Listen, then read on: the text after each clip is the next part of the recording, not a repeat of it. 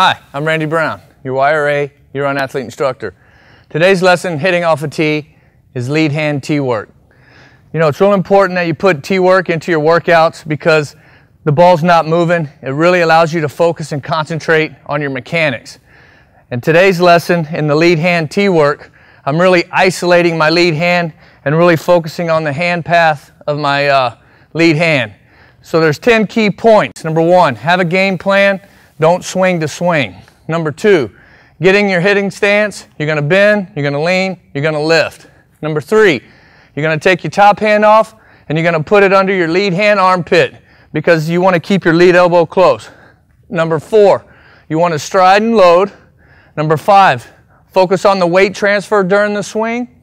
Number 6, focus on the hip and shoulder turn during the swing. Number 7, your hand path during the swing.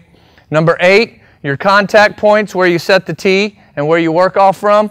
Number 9, your contacts to extension. And number 10, your follow through and finish, and make sure you finish balance. So back to my point number 1, having a game plan, don't swing to swing. You know, I have this laid out in steps to where my focus is on making sure I have a good hand path to the baseball because I'm isolating my lead hand. I got to make sure that every time I take a swing, I'm learning from that swing, whether it's how the ball came off my bat, whether what it felt like off the bat, or whether what it sounded like off the bat, tracing it back to what I felt when I actually swung the bat.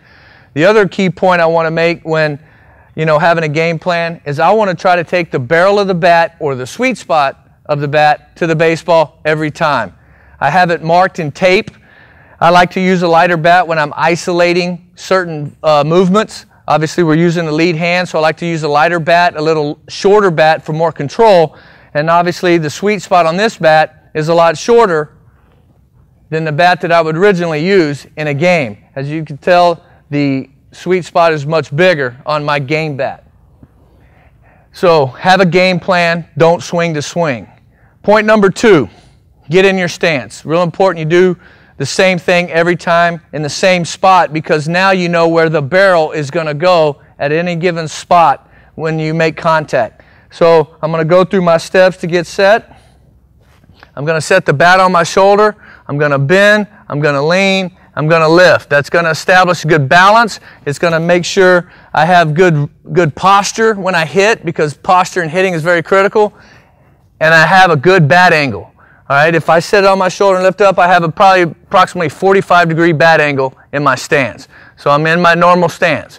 So the next step, number 3, is I'm going to take my top hand off and I'm going to put it under my lead armpit. And the reason why I want to do that is I want to feel pressure from the back side of my arm against my hand, which is going to keep my lead elbow down. If I start my swing and I lift up my elbow prior to I start, you can see how I disengage. It's going to cause me to drop the barrel and probably cast around the baseball. So if I keep my lead elbow down, right, as I start my swing, it's going to make a much greater direct path to the baseball. Now I'm ready for point number 4, which is the stride and load. As you saw, when I took a stride and I loaded my hands, my weight went back, my hands went back. Now my weight is 60-40 back to front.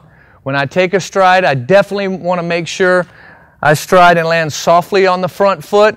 I want to make sure my heel is slightly off the ground. The reason why that's important is because when I rotate, I can rotate on the ball of my foot. If I land flat-footed and I begin to rotate, it now shifts the weight to the outside part of my leg and it will cause me to fall off balance, maybe pull off the ball, which probably will cause me to miss-hit the baseball.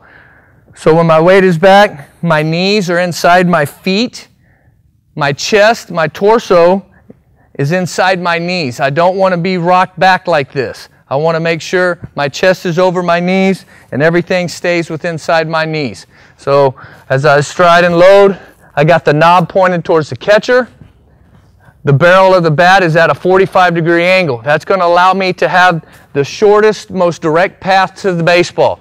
If I drop my bat, lift my lead elbow up, it's going to cause me to work around the baseball. So make sure you have that knob pointed towards the catcher's right knee. If you're right-handed, if you're left-handed, it would be towards the catcher's left knee. So now that I'm loaded up, point number 5 is the weight transfer. As I start to go in my swing, as I'm driving into the ball, notice how I'm driving the arch of my foot into the ground, which is taking the knee down to the ground, which ultimately shifts my weight into the front side.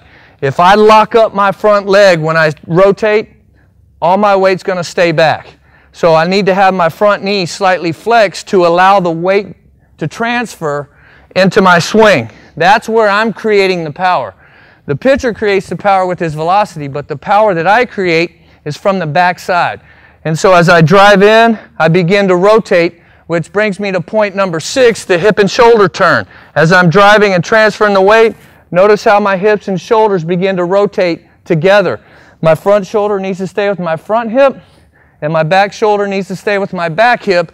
All the while, as I'm turning, which brings me to point number 7, my hands now are working directly to the ball, or staying inside the ball, or knob to the ball.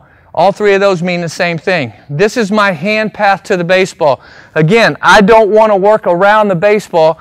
I want to make sure I stay short and quick to the baseball. So as I'm loaded, I'm transferring. My hips begin to turn. My hands now are starting to come through, which ultimately is going to take the barrel of the bat to the baseball. So now it brings me to point number 8, which is my contact points. You have 3 of them. You have your inner third, middle third, and outer third contact spot. What I mean is this ball is set on the outside part of the plate. This is where I'm going to make contact with the baseball once the ball enters the outer third part of the plate. If the ball's coming in and I recognize it's middle, this ball right here represents my middle third, and if the ball's coming in and it represents like it's going on the inner part of the plate, this is my inside contact spot. So as I'm going to that baseball, as I'm going to it, to hit this ball that's on the outer third, I have to just allow that ball to travel and allow my hands to carry on through. If I'm going to hit the ball that's down the middle, now I have to release my hands a little bit quicker to get that barrel to the baseball. And once I recognize that pitch is on the inside part of the plate, I've got to get that barrel a lot quicker. I need to beat that baseball with my barrel. So in my drill, I need to focus on, right now for me, I'm working on hitting the ball the other way. So once I get to that ball and I hit that baseball, which brings me to point number 9, contact to extension. So once I make contact, I would have my palm up, palm down. As I hit that ball, notice how everything's starting to extend out through the middle of the field. I see a lot of kids when they hit the ball, they take their hands out towards third base, and it causes them to carve the baseball, and you're going to create a lot of spin. But when you come to the baseball and you release your hands and your palm up, palm down, and you're getting your extension out through the middle of the field, you're going to backspin that baseball and get good carry on that baseball. And finally, point number 10, as I get to my contact spot, as I go out to extension, when I finish, I want to make sure I finish high and finish balanced.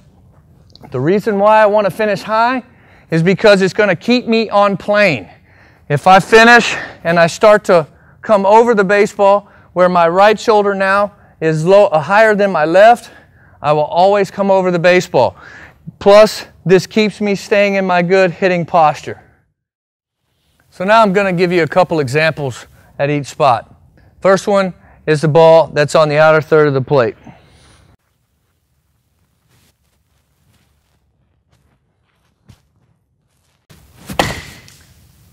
Remember, always pay attention to what it sounded like, what it felt like, and how it came off the bat, so you can make your adjustments. The next one is here on the middle contact spot.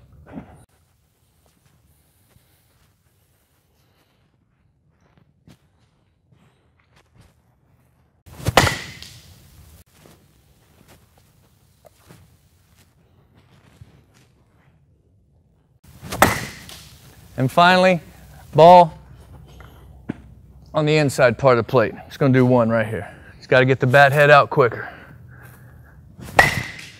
Add one more. Came over that. Got to make sure you stay inside that baseball.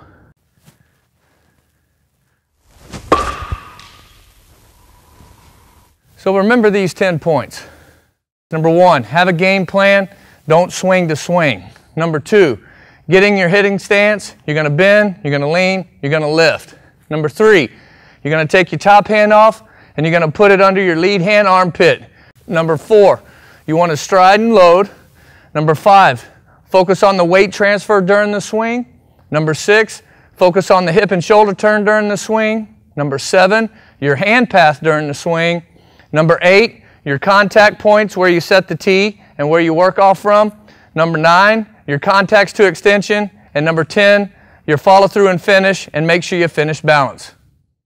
And that's how you practice your lead hand tee work, which will help you become a better hitter.